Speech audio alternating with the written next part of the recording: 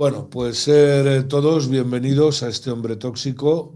Hoy tenemos un tema que me apetecía mucho desde hace tiempo, un tema que en España estamos tratando muy mal. El tema es Marruecos.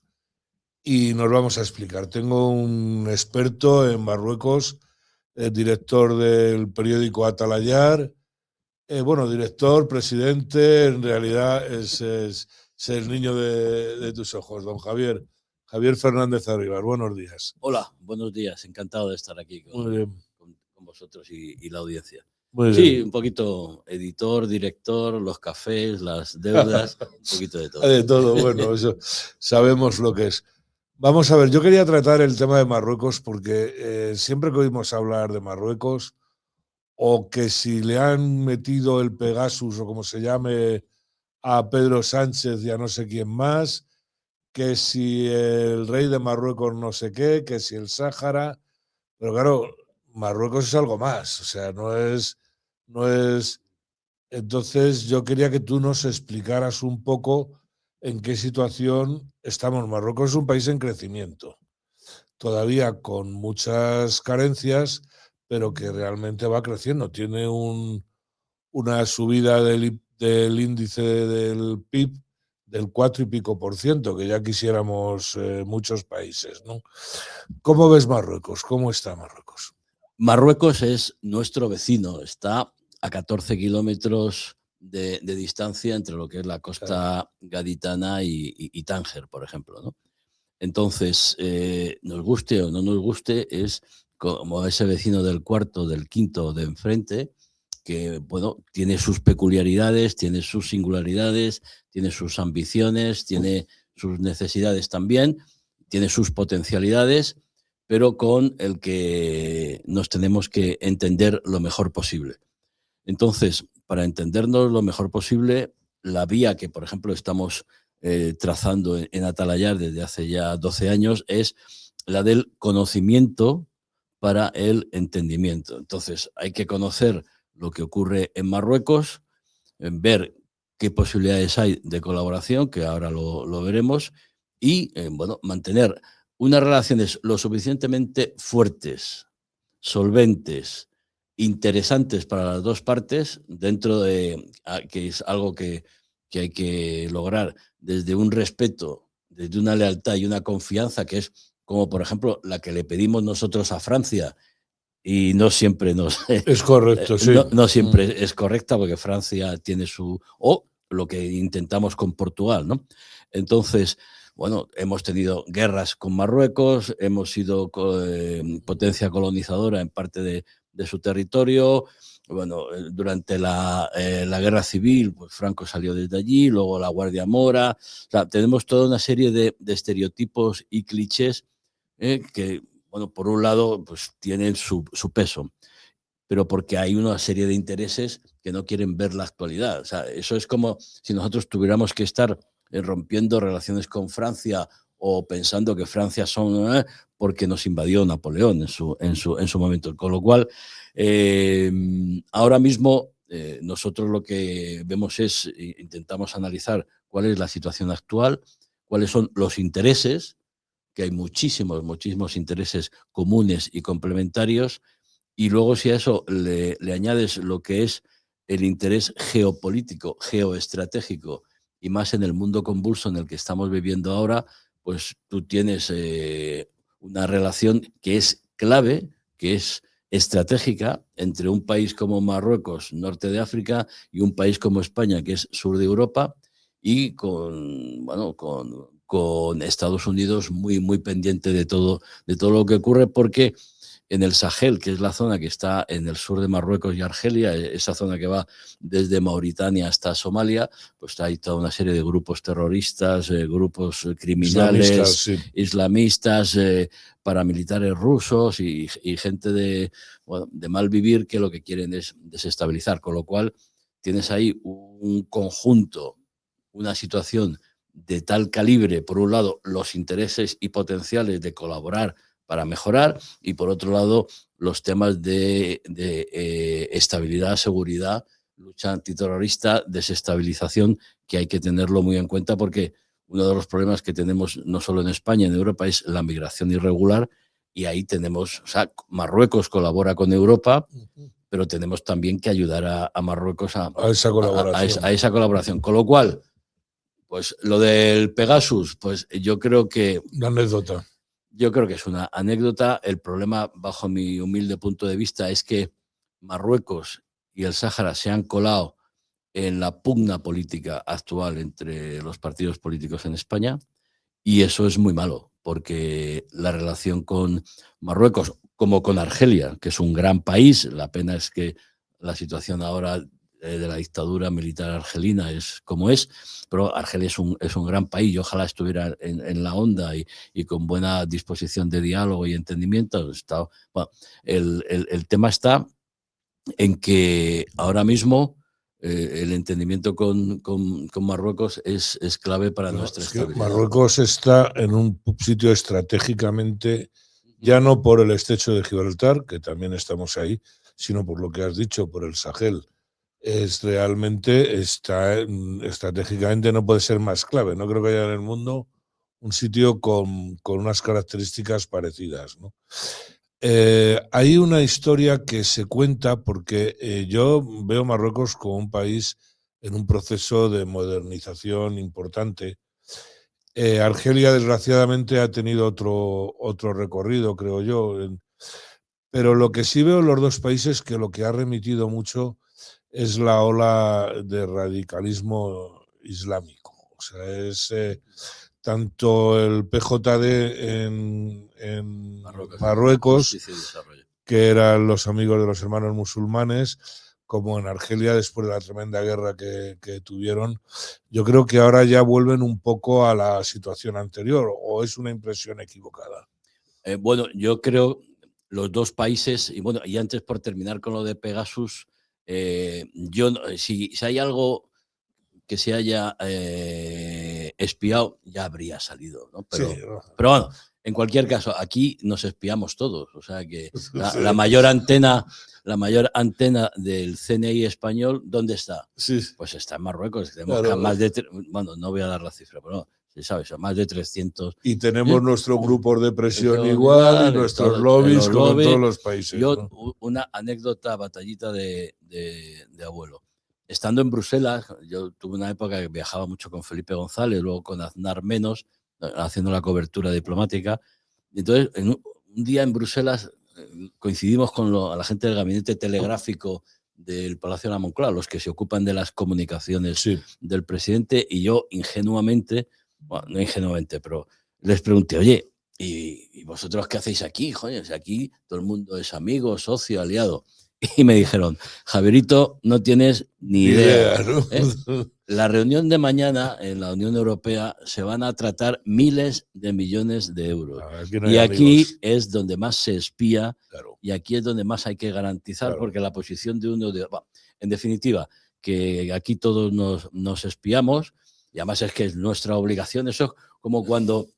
los independentistas catalanes, es que el CNI espió y tal, y fue el tema al Congreso, y una diputada, Macarena, de Vox entonces, ahora está un poquito por otros lares, dijo, sí, ¿y? Claro. Claro. Bueno, entonces, cerrado el capítulo de espionaje, además, que eso yo creo que con Marruecos, con Francia, tuvo un corte de relaciones, porque Macron, aparte de que España ha sido el único país que ha reconocido que a su presidente le han espiado, ningún otro lo ha reconocido, hay que ser torpe y pardillo. No, se cortaron las relaciones porque Macron, en una conversación con el rey Mohamed VI, le dijo, oiga, ¿me está usted espiando? Le digo que no. ¿Me está usted espiando? Le digo que no. Al final el rey colgó, cortaron las relaciones, estuvieron casi 2 años nada de nada, y las relaciones se recuperaron porque los franceses reconocieron que la seguridad de los Juegos Olímpicos en París del verano pasado dependía en gran medida de la colaboración de los servicios secretos y de la inteligencia y de la información. Pero a partir de ahí, luego llegó Macron, Sáhara marroquí, 20.000 millones de euros, los empresarios, los mejores contratos, mientras que España nos hemos quedado a medias. Pero bueno, me preguntabas, disculpa, es que por el tema... Es que es muy amplio el tema. Por el tema islamista, efectivamente, yo en Argelia la guerra devastadora que hubo entre dos facciones, hay quien dice dos facciones del ejército, pero una de ellas islamista, dejó vacunado ya para al los país restos, claro. con el tema de la hermandad musulmana, etcétera, etcétera. Y en Marruecos, lo que hizo el rey en 2011, cuando las primaveras árabes, el movimiento de febrero, tal, fue hacer una reforma de la Constitución, ceder poder y, bueno, y más o menos poder tener claro qué ocurrió. Bueno, que los islamistas del Partido Justicia y Desarrollo ganaron las elecciones, dos elecciones, o sea, 10 Dos años, legislaturas, dos sí. legislaturas de 5 años cada una. Y el rey ahí, bueno, y el rey y todo el entramado, o sea, lo que es el Consejo Real, etcétera, porque hay que explicar que en Marruecos el rey tiene 4 ministerios de soberanía que están bajo su jurisdicción directa, que son Interior, Defensa, Asuntos Exteriores y Religión, pero el resto está abierto. Entonces, los islamistas, que tuvieron un auge importante en las últimas 3 elecciones, estuvieron gobernando el país durante 10 años, cohabitando con todo el entorno y el rey. ¿Qué ocurrió en las últimas de 2021? Pues que la gente se vacunó y estaba harta, y de 165 diputados se fueron a 15. Fíjate. Y ahora que hay elecciones en septiembre otra vez, las perspectivas del PJD, además con las guerras internas de Benquirán, etcétera, etcétera. Pero sí, pero lo que sí es que el propio rey se puso a la cabeza, él es comendador de los creyentes, aparte de luego presidente del Comité Al-Quds con Jerusalén, pero en el tema religioso él lo tiene muy claro, y entonces ahí se practica un islam sufí, un islam malaquita, o sea, que es un islam moderado, y entonces tienen que... Ahí el problema de Marruecos, y ya si quieres entramos ahí, me preguntas, es la desigualdad. O sea, hablabas del crecimiento económico, ellos tienen... Pero déjame que te haga una pregunta antes, sí, quiero hablar de eso. Es el problema. Quiero hablar de eso. Vamos a ver, pero me voy a salir un pelín del tema. Resulta que en España la mayor número de inmigrantes de países islámicos es de Marruecos, pero con mucha diferencia, ¿no? Yo no sé si tú en este tema tienes mucha información, pero es curioso que la Comisión Islámica Española esté dominada por un sirio con antecedentes yihadistas, que yo no comprendo cuando, no sé cómo lo harán, cuando efectivamente el islamismo marroquí de toda la vida ha sido un islamismo, bueno, por lo menos desde los almohades, que no ha sido un islamismo integrista o que ha sido un islamismo más vivible. Moderado, sí. Moderado. Luego ahora habrá pues determinada parte de la juventud, a lo mejor, pero bueno. Pero sin embargo, ¿no? ¿Por qué no tiene esa fuerza en España cuando le estamos diciendo, porque no es un organismo oficial, el CIE, pero bueno. Ya. Bueno, ahí hay grupos de poder y gente que se mueve mejor, gente que se mueve peor.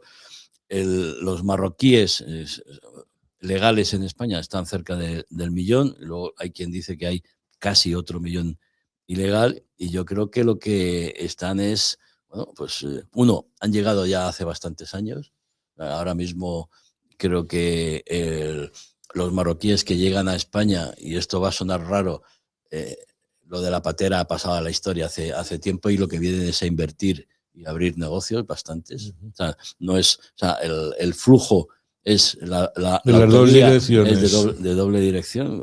Además, yo el otro día pedí los datos, pero todavía no hay, pero estamos cerca de entre 140, 200 empresas marroquíes que están invirtiendo, además gente con bastante capacidad y poder. ¿Por qué no controlan la Comisión Islámica? Pues yo creo que desde ese punto de vista, yo creo que ellos tienen sus propias asociaciones.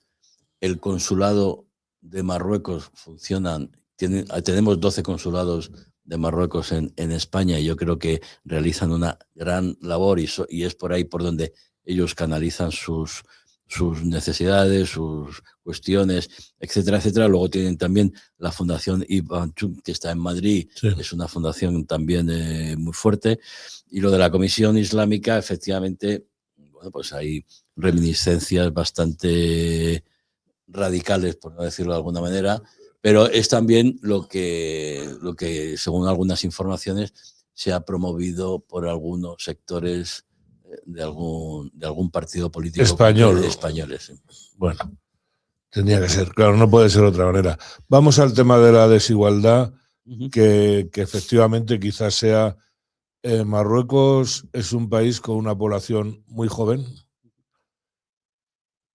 tremendamente joven. Tú antes de entrar en micrófono me decías que recuerda un poco a España en los años 70 o algo así. 80. O los 80. Yo estoy bastante de acuerdo con eso, ¿no? Ha habido una desigualdad que es mucho menor de la que había anteriormente. El país ha cambiado. Yo todavía me acuerdo cuando hacían campañas de alfabetización, porque eso lo he vivido yo en Marruecos, y ahora, sin embargo, ha crecido el número de alumnos universitarios, que lo hemos comentado también, es tremendo. Está en 1.300.000 o algo así, que no es mucho menos de los que tiene España, y además recoge, bueno, pues por estudiantes que vienen del Sahel o de más abajo, ¿no? Pero sin embargo, ha habido en octubre unas manifestaciones muy importantes, precisamente por falta de servicios. Hubo 8 mujeres que creo que murieron, no recuerdo ahora. En Agadir, en Agadir, iba a decirlo, de Agadir. Y claro, la gente está pidiendo unos servicios un poquito más acordes con las necesidades que tienen, ¿no? Yo acabo de volver de Marruecos y además he visitado precisamente el nuevo hospital que se ha inaugurado en Rabat, que es impresionante, aunque a mí me ha sorprendido porque es un edificio, yo creo que son 18 o 20 plantas. Bueno, aquí, yo se lo dije, digo, hombre, en España estamos abandonando ese modelo. Hospitales como La Paz o el 12 de octubre, porque luego mantenerlo o subir el agua, el oxígeno al agua, o sea, los gastos son bastante altos y es mucho mejor. Por ejemplo, hospitales como el Puerta de Hierro en Majadahonda, sí, que así es el Hospital Universitario de Tánger, que inauguró el rey hace año y medio, un hospital fantástico, ¿no? Entonces, yo creo que por un lado está el grave problema de la desigualdad. Además, el rey tuvo una intervención muy clara, diciendo esto no se puede consentir, no es viable el Marruecos a 2 velocidades, dijo. La gran economía tiene que tener impacto en la microeconomía, en los ciudadanos, y puso deberes a todos los estamentos, no solo de la administración pública, la administración central o la regional o la local, sino también exhortó a las compañías privadas, a la iniciativa privada, a que, bueno, pongan en marcha planes, porque, claro, por ejemplo, cuando tú estás en Tánger o en Tetuán y vas a Larache, estoy hablando del norte de Marruecos, recorres 40, 50 kilómetros y te metes en las zonas más rurales, pues tienes unas enormes diferencias y sobre todo enormes carencias. Entonces, por ahí, además, yo creo que hace 3 años el rey también impulsó un cambio del modelo de producción, porque ese problema ya estaba emergiendo. Bueno, era un problema que todos sabíamos, ¿no? Ha ocurrido siempre en España lo que es el tema de la desigualdad. Ahora mismo yo creo que lo estamos sufriendo otra vez.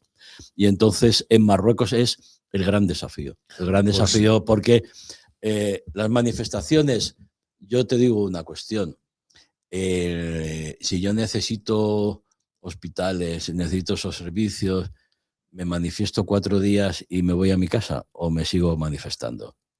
O sea, ¿tú piensas que hay una cierta utilización del asunto? Vamos a ver, el tema, yo no digo que no haya por qué protestar, hay por qué protestar porque hay desigualdad y hay muchos marroquíes, además reconocido por el propio rey, etcétera, que están en una situación que hay que mejorar sí o sí, que tienen un crecimiento, una renta per cápita que poco a poco va creciendo, pero que es más de 10 veces inferior a la nuestra. Es la renta per cápita la diferencia más alta en todo el mundo. Pero luego lo que sí tiene es un PIB que va creciendo constante y que le está permitiendo cortar distancias. A cortar distancias, y luego ellos reformaron lo que se llama la Carta de Inversiones, con lo cual, como a mí me dices, nosotros no tenemos los millones, miles de millones que España ha recibido de la Unión Europea, sí, pero con la apertura de la Carta de Inversiones, con las facilidades, garantías y seguridad jurídica que estamos ofreciendo, estamos recibiendo muchas inversiones de Estados Unidos, pero antes de muchos sitios. De que cambiemos esa manipulación de las manifestaciones. A eso voy. A mí me sorprendió mucho porque, uno, que no fueran espontáneas, porque tú no organizas manifestaciones en 8 o 10 ciudades a la vez, y esa espontaneidad que se hablaba, a mí me sorprendió. Yo creo que en este mundo no creo en las casualidades, y entonces una revolución de colores había ahí. Bueno, yo creo que había alguien que quería intentar desestabilizar. La pregunta es, ¿ese alguien quién es? O sea, bueno, yo no tengo pruebas, no voy a decirlo, pero puedes mirar quién está haciendo injerencias en Europa, quién está haciendo injerencias en un país donde, bueno... ¿Pero qué interés tiene una potencia mundial en hacer o en desestabilizar la monarquía marroquí, que es un aliado muy fuerte y es, digamos, el guardia de la zona, ¿no? Sí, es un poco la zanahoria, el palo y la zanahoria. Por ejemplo, Marruecos, con una brillantísima diplomacia en los últimos años, ministro Nasser Bourita, pero sobre todo dirigida desde el entorno real por el rey, consiguió en octubre, el 31 de octubre, la resolución 2797 sobre el Sáhara. Es una resolución donde se prevé que la base casi única, fundamental para solucionar el problema del Sáhara sea el plan de autonomía bajo soberanía marroquí presentado por Marruecos en 2007, ¿no? Y ahí consiguió algo muy importante, que fue que tanto China como Rusia se abstuvieran. Argelia, visto lo visto, ni siquiera se presentó a la votación, y eso que formaba parte del Consejo de Seguridad. Con lo cual, bueno, fue una resolución redactada por los Estados Unidos que ha conseguido, a lo mejor dentro de lo que es el nuevo mundo y las fichas que se están moviendo, ¿no? Ahora estamos viendo lo de Venezuela, luego veremos otros movimientos en otros sitios. Entonces, a lo mejor a alguien le interesaba porque, o sea, si tú miras el problema del Sáhara y ves el mapa, tú que conoces el país, el Sáhara sale al Atlántico en un punto clave estratégico. Y durante 47 años ni Estados Unidos, ni Europa, y por supuesto Marruecos, estamos hablando de su integridad territorial, han permitido que ahí haya un Estado títere, fantasma, tutelado por Argelia, es decir, que la Unión Soviética entonces, o Rusia, tenga salida. ¿Tú te imaginas ahora mismo una base rusa en el Atlántico? Sí, horrible. O sea, pero ¿tú crees entonces, si yo te entiendo, que si Argelia cambia, que va a cambiar antes que después? No sé dónde he leído hoy que Argelia es la Venezuela de África. En Atalayar, sí. En Atalayar, ¿no? Tenía yo que haberlo leído en algún sitio. Importante. Si eso quiere decir que Argelia antes o después, si esto sigue adelante y Rusia y China van reculando, Argelia cambiará. Argelia está aislada. Está muy aislada. Punto uno. Punto dos, la situación de su gente es muy precaria y las bueno, ¿te acuerdas del Hirak hace año y medio? Que todas aquellas manifestaciones todos los viernes pacíficas que pusieron en jaque al sistema. Luego se hizo un cambio en la Constitución, se hicieron unas elecciones. Aquello fue que Bouteflika no optara a un nuevo mandato, pero luego el régimen, los militares supieron darle la vuelta al calcetín, cambiar todo para no cambiar nada. Y ahora mismo, por desgracia, insisto, Argelia es un gran país que merece estar en una situación muchísimo mejor y además con excelentes relaciones no solo con España, sino con su vecino Marruecos, que es una de las claves, ¿no? Entonces, ahora mismo, bueno, lo que ha hecho Marruecos en los últimos año y medio, 2 años, es toda una serie de acuerdos con China, por un lado, para empresas que se han instalado en Marruecos para fabricar baterías, etcétera, etcétera. Con Rusia y también con China hay unos acuerdos pesqueros muy interesantes. Nosotros, la Unión Europea está con esta historia que si no se puede incluir los productos del Sáhara o las aguas del Sáhara en el convenio, no sé qué, que eso ahora se ha dado la vuelta y se ha vuelto a realizar de otra manera porque el Tribunal de Justicia lo echó para atrás. Pero ahora mismo sí es verdad que Marruecos ha tenido la capacidad, la inteligencia o también la osadía de llegar a acuerdos con China y Rusia, sabiendo estas dos grandes potencias que el gran aliado es Estados Unidos. Y ha conseguido esa abstención, y yo creo que además ahora Argelia se va a ver muy presionada para sentarse en la mesa de negociación y resolver el tema del Sáhara. Tendrá que llegar el Polisario a un acuerdo sí o sí. O sea, no bueno, el Polisario no es el único representante de los saharauis, eso es una entelequia que hay que, porque con el paso de los años el Frente Polisario se ha mantenido en posiciones muy violentas y muy inmovilistas. Por ejemplo, en noviembre del año 20, por un incidente en la frontera con Mauritania, en el paso de Guerguerat, que habían bloqueado el ejército marroquí, a los 15 días desalojó a los 40 activistas que estaban bloqueando todo el comercio. O sea, había centenares de camiones parados en un paso, en un lado y en otro. Entonces lo consideró un acto de guerra y entonces dijo que la tregua de 1991 se había acabado y que volvían a estar en guerra. Bueno, hasta intentando bombardear de alguna manera ciudades como Smara en el Sáhara. Lo que pasa que cada vez que el Frente Polisario mueve algo, los drones marroquíes con inteligencia e información los machacan y tristemente por el fanatismo. Desde que Brahim Ghali es secretario general del Frente Polisario, después de la muerte de Abdulaziz, las posiciones se han endurecido y mucho, ¿no? Hay que recordar, y eso, mira, acaba de morir Lucía Jiménez, la presidenta de la Asociación de Víctimas del Terrorismo de Canarias, ACOVITE, que ellos tienen acreditado que 281 españoles murieron o resultaron heridos por el Frente Polisario. Lo que pasa es que la memoria es flaca, o sea, estamos recordando mucho a Franco, sí, pero resulta que los crímenes del Polisario contra españoles se nos olvidan. Pero en el Sáhara, en Ayun, donde fuera. Sí, ¿no? Claro, o sea, ellos atacaban a militares antes de la Marcha Verde. Antes de la Marcha Verde. Sí. Yeah. O sea, bueno, el Junquito, ellos asaltaban pesqueros. Sí, sí. Tú peinas canas como yo. Sí, recordarás, incluso más. Sí. Recordarás casos de pesqueros o ataques, por ejemplo, a una de las minas que hay donde murió el padre de Lucía Jiménez, o ataques a militares españoles. O sea, entre heridos y fallecidos, la lista son 281, que no sé por qué, pero eso no se quiere reconocer. Yeah. Bueno, sí, porque la izquierda y la extrema izquierda en España no le interesa. No se sabe por qué están aliados con el Frente Polisario, pero vamos, la representatividad ahora mismo de los saharauis ha habido durante estos años el nacimiento de asociaciones y movimientos.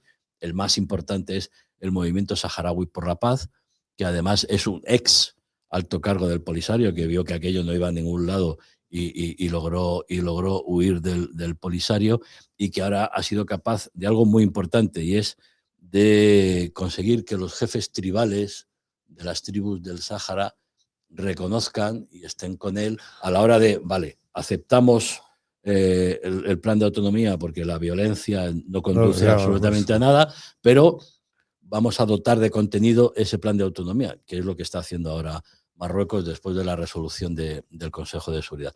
Entonces, ahora mismo tú tienes Javier, el 80% que está en lo que es el Sáhara marroquí, el Ayun, Dakhla, Smara, Gelmin, y el grave problema es el 20% que está en los campamentos de Tinduf.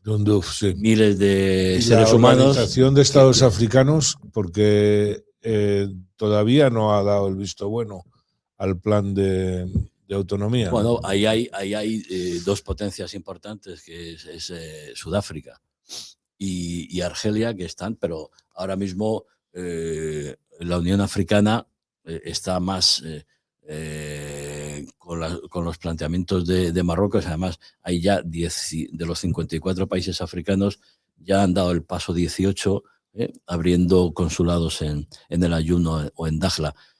Ahora mismo Marruecos lo ha reconocido cuando la Unión Africana aceptó la República Árabe Saharaui Democrática. Marruecos se fue de la organización y en el año 17 alguien reflexionó y claro, el peso de Marruecos en África es muy grande. Volvió, ¿no? Y ahora Marruecos está ejerciendo un liderazgo político, económico, social. Por ejemplo, los países africanos le reconocen a Marruecos y sí, tu economía nos está mejorando porque además todo lo que es la iniciativa atlántica de utilizar los puertos ahora iba a hablarte de eso, sí. Para el Sahel, pero eso también implica compromisos y obligaciones para Marruecos. Marruecos ha dejado de ser un país de tránsito de inmigración irregular y una parte de esos inmigrantes, en los últimos 4 años, las cifras creo que llegan a casi 100.000 subsaharianos ya regulados, y que eso para Marruecos es un problema. Cuando la gente, no, es que la Unión Europea, claro, es que la Unión Europea tiene que ayudar, tiene que facilitar fondos y lo que haga falta para que pueda haber una migración controlada, regulada, y que no sea una... Bueno, yo sigo pensando que o invertimos en origen y facilitamos que estos países tengan el desarrollo, etcétera. Es decir, sus materias primas sean manufacturadas en su territorio. Se ha creado una desconfianza por el tema de la corrupción, lo voy a decir muy claro, no con Marruecos en general, con cualquier ayuda a cualquier país del sur, ¿no? Que es que no sabes si esa... El sur, cuando hablas del sur, incluyes a España, a Ábalos y a... sí, lo que pasa es que España tiene, es terrible, para esta gente sí, por supuesto que lo incluye, pero tiene una desventaja para el que trinca, que es que la Unión Europea, que también hay trincones, lo está más o menos controlando, ¿no? Pero yo no sé, quizá si podría haber algún tipo de... Me estoy metiendo en un jardín que no era mi intención meterme, pero bueno, pues chico, no te metas. No me meto, ¿no? Algún tipo de control ahí. Yo quería hablar un poco... El tema de la corrupción está también encima de la mesa en Marruecos, uno de los problemas que hay. O sea, desde el policía que te pone una multa y... Lo de siempre, lo de siempre, ¿no? Pero a mí, mi experiencia, y en los últimos 2 años me han calzado como 6, 7 multas, siempre vamos muy deprisa, y solo en 2 me ha surgido el tema, oye, pues me das tal y nos olvidamos de a las otras. El policía ha dicho, intentarlo. Pum, pum, pum, aquí está el papel y tienes que pagar cash si quieres seguir. Bueno, al cambio eran 150 o 250, o sea, 20, 30 euros. Pero bueno, tienes que pagar la multa y tienes tu recibo y todo va como debe de ir.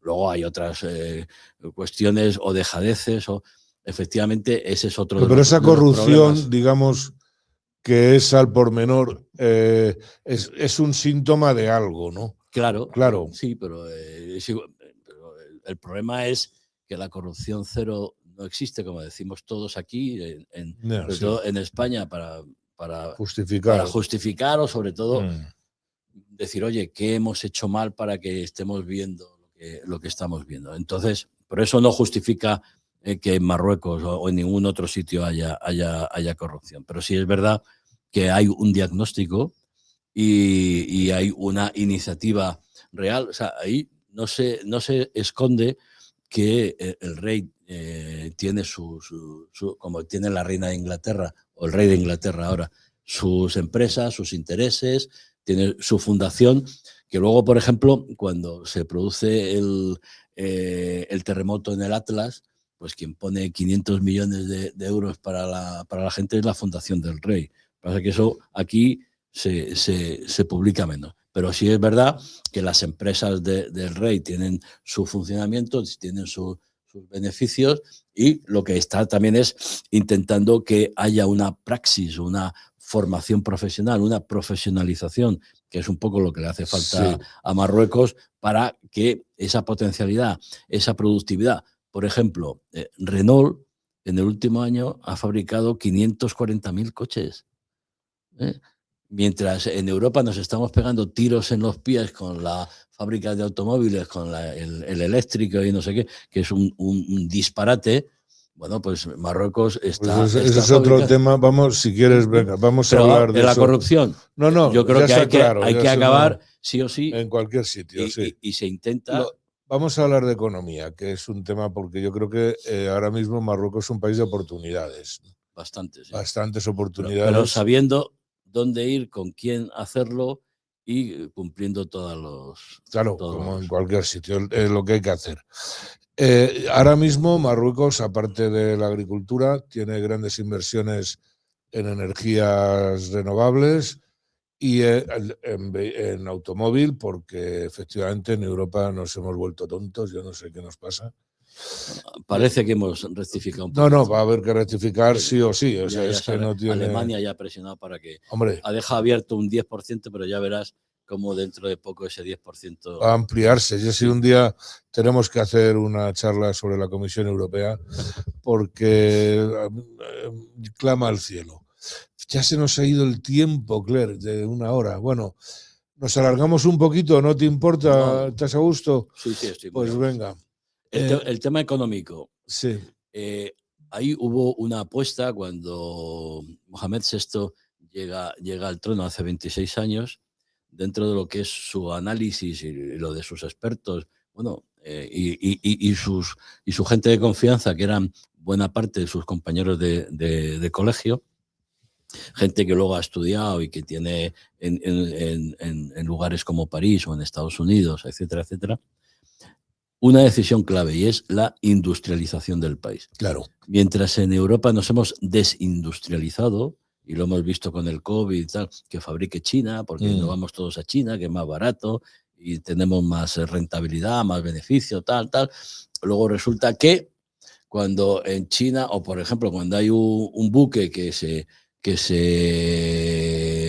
tuerce, iba a decir, bueno, que bloquea el canal de Suez porque tiene un problema, las piezas de China no llegan y las fábricas aquí en Europa se paralizan. Claro. Entonces, ¿cuál es la gran decisión en Marruecos? Industrializar el país. ¿Por qué? Porque la industria es la que te va a permitir un desarrollo sostenible, te va a dar valor añadido y sobre todo te va a permitir tener unos sueldos que tengan hay ayudas. Yo tengo una fábrica o yo tengo una empresa industrial, yo me voy a Marruecos a fabricar. Hay ayudas del Estado. Sí, tú tienes que canalizarlo por los centros regionales de inversión. De las 12 regiones, todas tienen su centro regional. También tienes la Agencia Marroquí de Inversiones, el AMDI, y puedes canalizar a través de esas instituciones o de las cámaras de comercio. Y Cámara de Comercio Española en Tánger, también la tienes en Casablanca, y ahí, dentro de lo que hablaba antes de la carta de inversiones, hay toda una serie de beneficios, de facilitar las inversiones, de instalar tu propia empresa. Ahora mismo, empresas españolas instaladas en suelo marroquí son 700 y pico, y las que hacen negocio son casi 25.000. Los datos del 24, estoy esperando a que salgan los datos del 25, el intercambio comercial con Marruecos fue de 22.600 y pico millones, 12.000 y pico a favor de España y 9.000 a favor de Marruecos. Para hacernos una idea, con Argelia no llegan a 3.000, incluyendo el gas. Lo digo por situar bien lo que son los intereses geoestratégicos, geoeconómicos y la repercusión que eso tiene para empresas españolas que ahora mismo lo que están es demandando y consiguiendo, y no solo españolas, alemanas, australianas, canadienses, etcétera, etcétera, están invirtiendo, China, Rusia, Estados Unidos, consiguiendo seguridad jurídica, consiguiendo ver qué pasa con el pago de impuestos, qué pasa con la repatriación de beneficios. Todo eso está perfectamente establecido y regulado. Y hay acuerdos entre España y Marruecos. O sea, las reuniones de alto nivel, hace poco que se ha celebrado una aquí, pues entre los 18 memorándums que se han firmado, es todo para que haya un ámbito legal, las licitaciones, para que empresas españolas puedan, por ejemplo, una empresa que lleva muchos años trabajando en Marruecos y haciéndose cargo del transporte en ciudades como Casablanca, Marrakech, Agadir, Tánger y Rabat, que es Alsa. Alsa, sí. O sea, Alsa lleva años ahí. Va a la licitación, ha ganado la licitación y cumple los requisitos, y luego el servicio está siendo un buen servicio. Y nuestros mayores competidores, los franceses, claro, supongo. Sí, ¿no? Pero los franceses, ya te digo, en Marruecos, yo con todos mis respetos, que nadie se enfade, en los últimos 6 años estaban un poquito cansados de la grandeur francesa, o sea, de que les trataran a los marroquíes como los pobrecitos. Como a nosotros.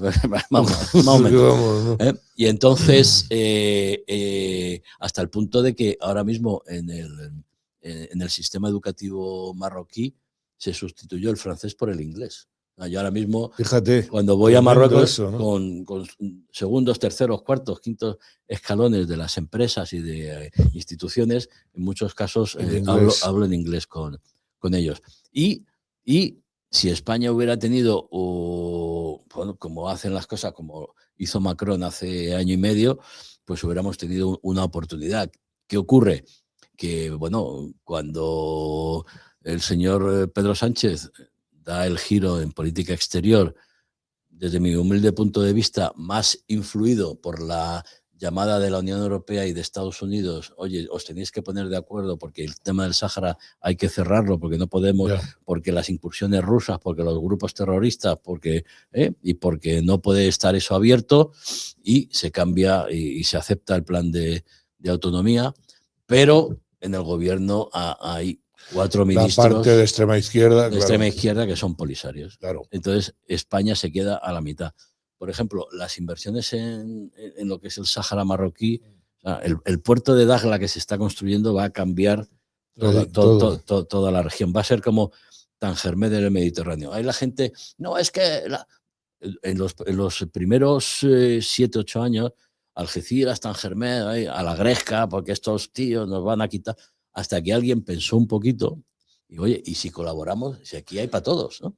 Y entonces, en los últimos 6 años, la colaboración entre los puertos de Algeciras, pero no solo Algeciras, ahora hasta Barcelona ha venido, y Valencia, y Málaga, Motril, Almería, tal, y ahora que se va a abrir Nador, ya está viendo, es que nos va. No, si lo que hay que hacer es. El túnel se va a hacer, que ahora están otra vez con el túnel. Pues se están haciendo las prospecciones. Lo que pasa es que hay empresas privadas españolas que están denunciándolo porque no les han permitido concurrir a concurso. Lo publicaba El Economista el otro día. Es una de las cosas que hoy queremos ver en Atalayar. Hombre, tecnológicamente y sobre todo hay partes del estrecho que hay que profundizar, y mucho, porque no son estables, y eso costaría, ese proyecto estaría unos costes entre 12.000 y 16.000 millones de euros. Pero la riqueza que iba a generar en los dos lados. Sí, pero hay quien piensa que eso entonces sería hay a quien no le interesa. Y no solo porque malos puedan venir directamente, eso pasa también cuando vas a. Estamos en el siglo XXI, sí, no tiene. No, entonces hay quien dice, no, es que los radicales islamistas tendrían un paso. Bueno, lo tienen igual, pero ahí hay otra serie de intereses. Hombre, sería un canal muy, muy, muy importante de desarrollo para todos, para todos. Y más allá de lo que es la Copa del Mundo de Fútbol, que está suponiendo una colaboración muy importante. Muy buena, sí, porque esta Copa del Mundo que se ha repartido en España y en América también, que hay 3 países de Hispanoamérica que también se van a jugar 3 partidos. Está habiendo un esfuerzo de inversión en Marruecos. Sí, entonces, cuando hablábamos de lo de las manifestaciones, que decían menos estadios y más hospitales. ¿No? Hombre, a mí me sorprendió que al quinto día, cuando ellos sacaron su manifiesto de reivindicaciones, ¿sabes cuál era la primera petición? Hospitales, escuelas. La primera reivindicación era dimisión del gobierno.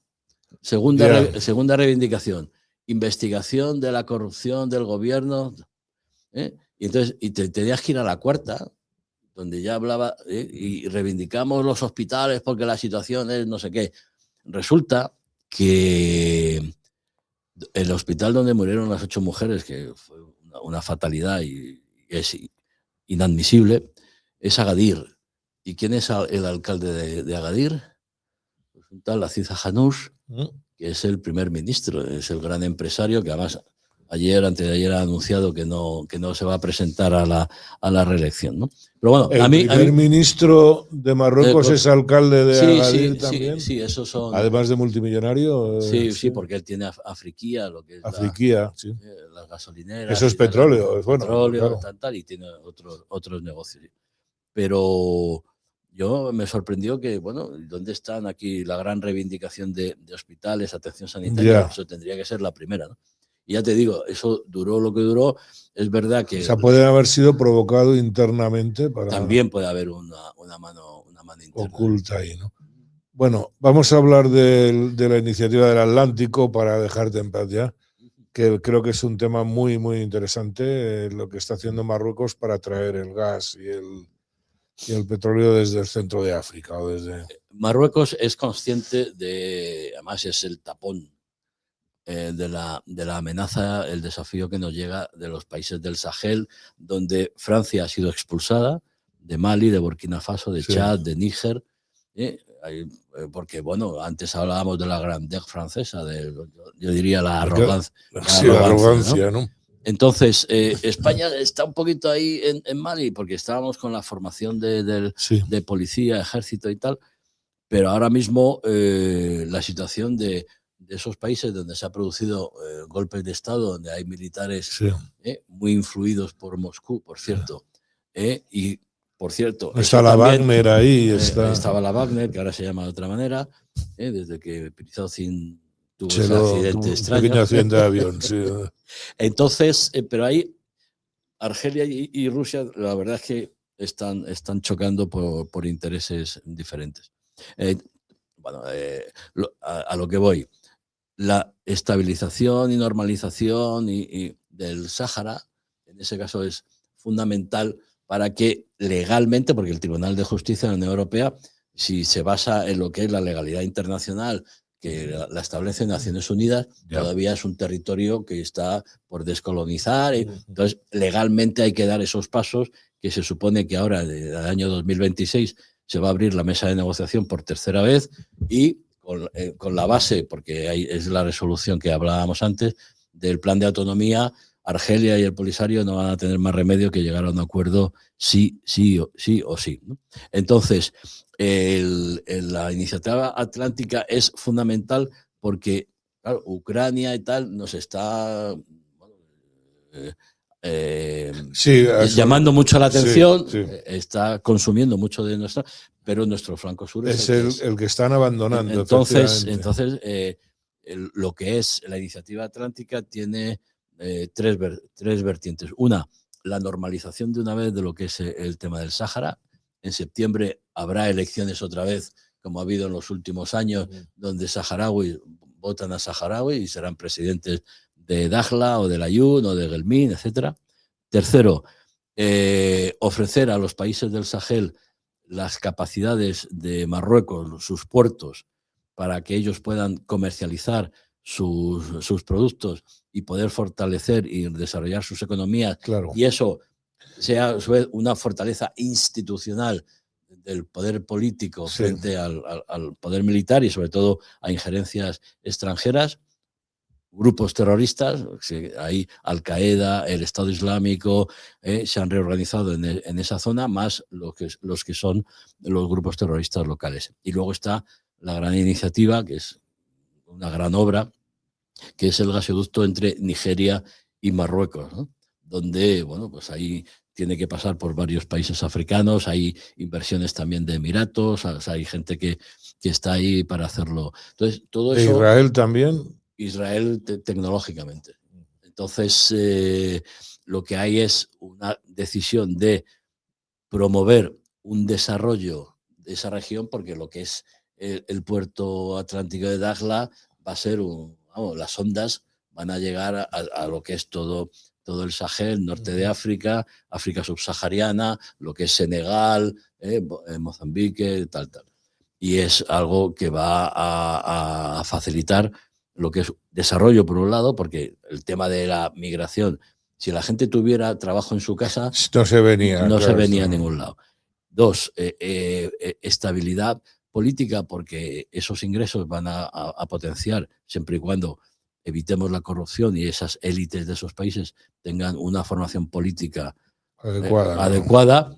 Y tres, una capacidad también de seguridad y lucha contra los grupos terroristas, una capacidad de sus propios ejércitos para hacer frente a las amenazas, con lo cual...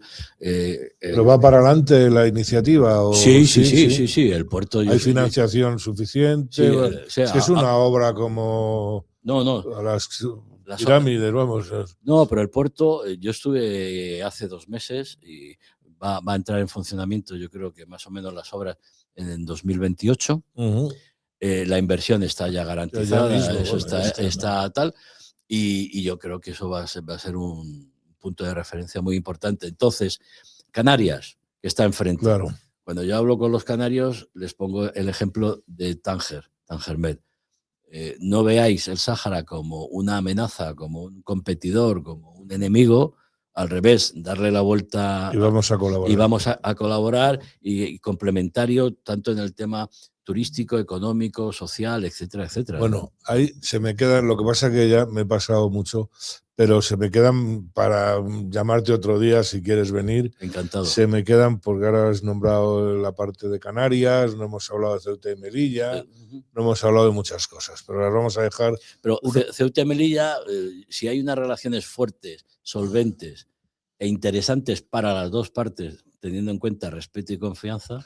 Ahora que parece hay muchas veces que hay un Ceuta y Melilla lo sacamos los periodistas españoles. A mí me lo decía Álvarez y me lo decía Margallo también. Dice, si de Ceuta y Melilla habláis vosotros, no hablan los marroquíes.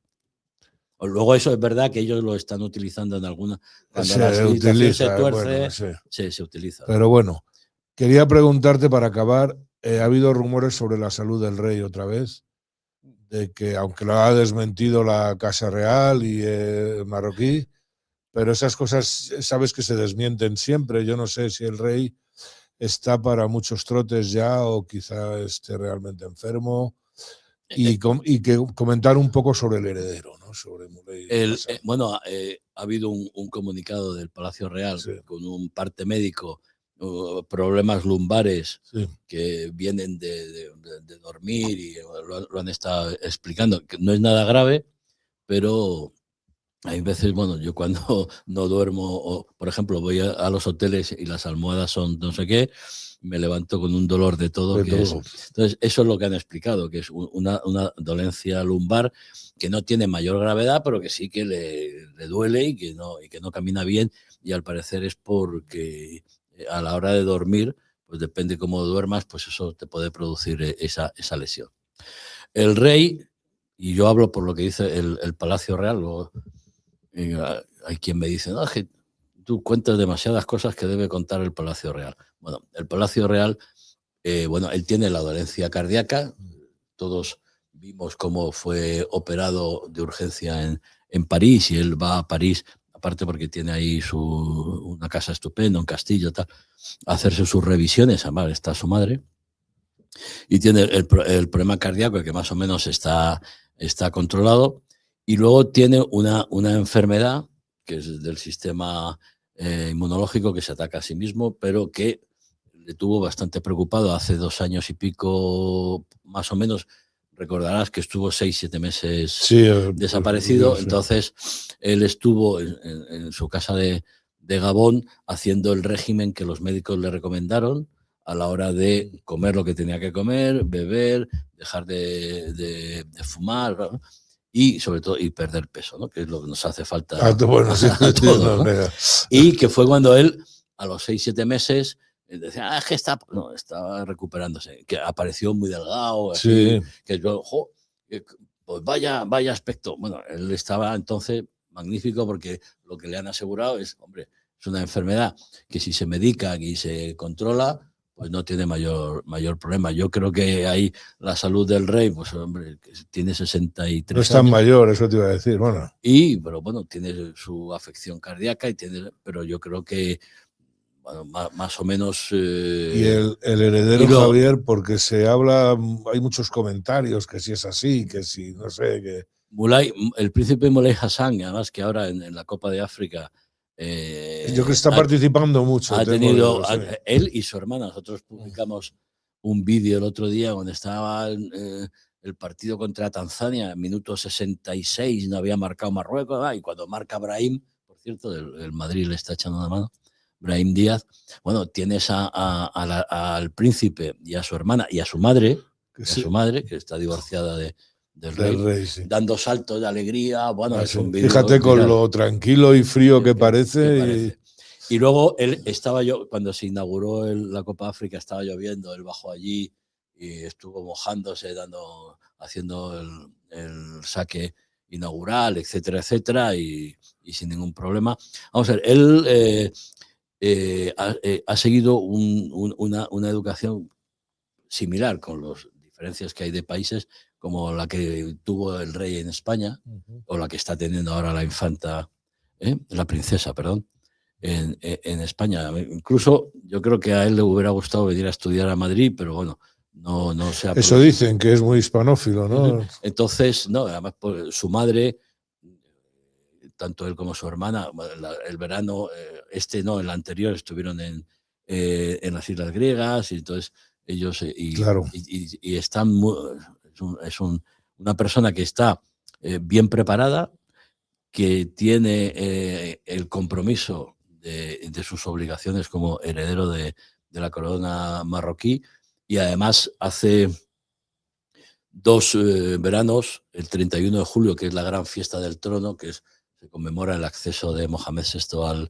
al trono, y es en Tetuán, además, se hace buena parte de esas celebraciones, y es el discurso más importante. Bueno, hace 2 veranos, el 31, ya Moulay Hassan estuvo presidiendo desfiles militares, algo que está reservado allí al jefe del Estado. Estuvo presidiendo almuerzos con el gobierno, con los gobernadores, los 12 gobernadores, con los jefes militares dispuesto, y los jefes religiosos, y con los empresarios, y estuvo ahí. ¿Qué años tiene Moulay Hassan? ¿Ya? Ahora 22 para 23. Es que es muy joven. Entonces, no. pero como hay algunos que estaban, que si el hermano del rey, que estaban por ahí conspirando o zascandileando, yo creo que ahora mismo la sucesión en la corona de Marruecos está perfectamente clara. El príncipe es un príncipe, además, que ya ha recibido todos los respaldos de toda la sociedad marroquí, y si le faltaba, que no le faltaba apoyo popular en los últimos partidos de la Copa África, vamos. Sí, porque el fútbol en Marruecos es importante, ¿eh? El fútbol es un fenómeno sociológico a nivel mundial, pero en Marruecos ha servido como unidad de identidad nacional. Sí. O sea, el Mundial de Doha, de Qatar, donde hubo jugadores, además gracias a sus madres, la famosa foto del rey con los futbolistas y con sus madres, para que jugadores importantes, en lugar de jugar con Francia o con España, jugaran con Marruecos, bueno, y Marruecos quedara entre los 4 primeros, pues eso provocó un sentimiento de orgullo, de identidad nacional, que ahora mismo, bueno, están en semifinales, van a jugar semifinales ahora con Nigeria, que por cierto eliminó a Argelia, y los argelinos montaron un lío tremendo en la grada y en las calles, bueno, en fin, y los jugadores incluso pegándose. Entonces, el fútbol fue otra de las apuestas de Mohamed VI con la creación de la Academia del Fútbol en Salé, en las afueras de Rabat, con ayuda y asesoramiento de técnicos españoles. Claro. Y eso ha dado pues toda una serie de chavales que han ido poco a poco, que luego los han ido colocando en equipos europeos, y bueno, y ahora está pues Brahim, Díaz Nené o Ashraf Esperemos Hakimi, que... pero lo que es un conjunto, un equipo con las virtudes que tiene el fútbol de compañerismo, de esfuerzo, de disciplina, tal. Bueno, también con el tema del business, pero... Del business, sí, pero bueno, pero eso... en Marruecos ahora mismo mueve el mundo. La euforia que está proporcionando, además con identidades, o sea, unidad y fortalecimiento de la identidad nacional es muy importante. Muy bien. Bueno, pues solamente... También tiene Marruecos sus problemas. Hemos hablado de desigualdad. Sí, pero los yo oyentes creo... no piensen, joder, es que este tío solo... No, sí, No, es hablar un país en lo bueno, desarrollo, lo malo, lo he dicho al principio, en desarrollo rápido, con una inmigración muy fuerte también del campo internos a la ciudad y al extranjero. Las desigualdades entre la zona rural y las costeras. Está claro, muy industrializadas, ¿no? Mucho dinero. Eso es así. Pero bueno, si te dejas, ya te traigo otro día sí, sí. Para hablar de eso. Yo, amigos, Atalayar, si quieren conocer Marruecos, es obligado. Si no tienen más remedio que leerlas, te puedes suscribir, ¿no? A sí, Atalayar. Para el newsletter, para recibirlo 2 veces por semana, sí. Muy bien. Las principales noticias. Pues nada, felicitarte, llevas ya tiempo, no sé cuántos años lleva ya Atalayar. Pues desde el año 2013, o sea, que vamos a hacer ya 13 años, bueno. 12 más 1. Es el 12 más 1. Estáis en la adolescencia. Muchas gracias, Javier. Encantado, muy amable. gracias a vosotros. Y hasta la próxima. Hasta la próxima. Gracias.